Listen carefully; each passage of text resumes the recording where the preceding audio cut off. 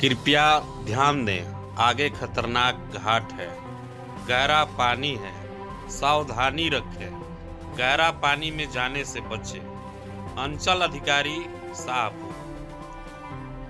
नमस्कार, हम ब्रजेश राय और उसमें देख रहल बनी दियारा भोजपुरी। देख सकतनी स्लोगन बड़े बड़े अक्षर में शिवपुर गंगा घाट पर जो नव निर्माण पुल बा वो पिलर पर लिखल गईल बा अंचल अधिकारी शाहपुर के तरफ से कि ई घाट जौन बा खतरनाक बा, ई जवा गड्ढा हो सकता। हम बताई जे पिछला दिनों गंगा दशहरा पर ये जब 4 गो तेरा इलाका के लड़का गंगा जी में नहाए के दौरान डूब गिले सो। ओकरा बाद ये तरीका के शाहपुर अंचल अधिकारी द्वारा स्लोगन लिखल गई। हमनी के तमाम चीज बतौला के मकसद यह बा जे आगामी 14 तारीख के मकर संक्रांति बा। मकर संक्रांति के मौका पर दूर सुदूर से पूरा मने शाहपुर, बिहिया, जगदीशपुर, पियरो, आरा ए अनन जगह से लोग जौन बा मकर संक्रांति के मौका पर नहाए खातिर, नहान करे खातिर जावा आवेला। अभी जौन तस्वीर देख रहल बनी पूरा रेत बा, बालू। आई बालू पर कहीं जो वो दिन मुंड ही मुंड नजर आवेला। आतना लोग जब मने भर जाला जे जौन अभी खाली दिखाई दे रहल बा, पूरा घाट आदमी से पाट जाला। यही में ए तरीका के कोनो अनहोनी मत हो को ये चीज के लेके शाहपुर अंचल अधिकारी के तरफ से ऐसा स्लोगन लगावल गई बा। देख सकतनी तस्वीर में ही सामने में कैसन गड्ढा बा, अगल बगल बराबर बा लेकिन बीच में गड्ढा बा। यही तरीका से गंगा जी के अंदर मान ली कि प्लेन वे से बाहरी लौकता, जोन गंगा जी में बात लौकत नहीं है। ऐसे केहू भी गंगा जी में जाए से पहले अकेले नहाए से बचे के बा। अगर कोनो लइका फैका केहू का जीवन लिया के गइल बा तो ओकरा के घाट पर छोड़े के नहीं है। और सबसे मेन चीज कि जहाँ सब लोग नहाता, जहाँ नहान के घाट बनावल बा वही जे नहाए के बा। ई ना जे लोग नहाता ही जब तो हट के होने नहाए लगी, अनहोनी हो सकता। ऐसे सावधानी बरते के बा। आ जहाँ प्रशासन के आदेश बा जहाँ घाट बनावल जाई वही जे नहाए के बा।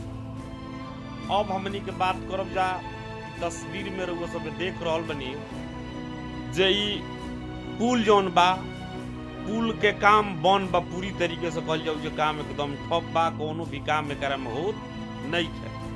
2020 में पुल के निर्माण कार्य शुरू भई रहे, 2025 के शुरुआत बा। ऐसा जब हमनी के घरी आई रह जाते इंजीनियर से पूछले रह जाते, इंजीनियर साहब के का नाम रहे जे 2024 तक के पुल के फाइनल कर देवे के बा। लेकिन देख सकतनी कि 2025 आ गई, पुल अभी कौना कंडीशन में बा। माने कहल जाऊ जे 19 गो या 20 गो पिलर के घरी बात रहे, जौन की पिलर अभी पूरी तरीका से कंप्लीट भी नहीं के भइल।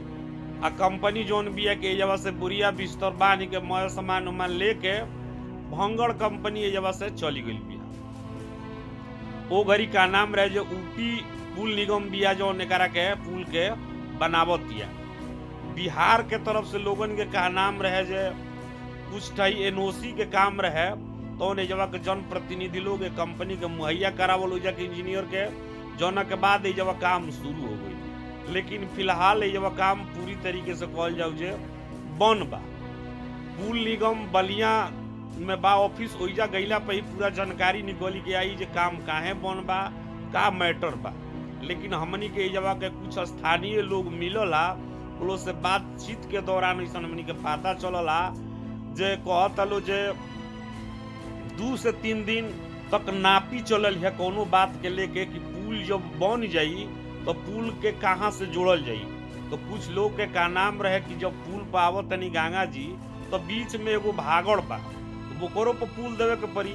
जौना के लेके ऐसा सूचना आ रहल बा जे करा में पिलर जौन बा वो पिलर के औरू बढ़ावल गईल बा। 12 गो से 13 गो पिलर औरी बढ़ रहल बा। जौना के कहत लो जे 2-3 दिन पहले कुछ लोग आई रहा जो नापी जोखी कह के ले गईल बा। वो लोग के कहनाम इहे रहला जे ई जौन पुल के पिलर बा ओकरा के पुरुषोत्तमपुर यानी छोटका बहोरनपुर के जौन गांव बा ओकरा पश्चिमे पश्चिम ई बांध पर ले जाके एकरा के मिलावे के बात का बिया पूरा हमनी के जानकारी लेवे के प्रयास करब जा। बाकी आज के अभी के वीडियो में इतना ही। अभी तक हमारा चैनल दियारा भोजपुरी के फॉलो नहीं की लिए तो फॉलो कर ली, यूट्यूब पर देखत नहीं तो सब्सक्राइब कर दी। बाकी यही तेरी देखत रही आपन बोली आपन माटी दियारा भोजपुरी घाटी। बहुत बहुत धन्यवाद।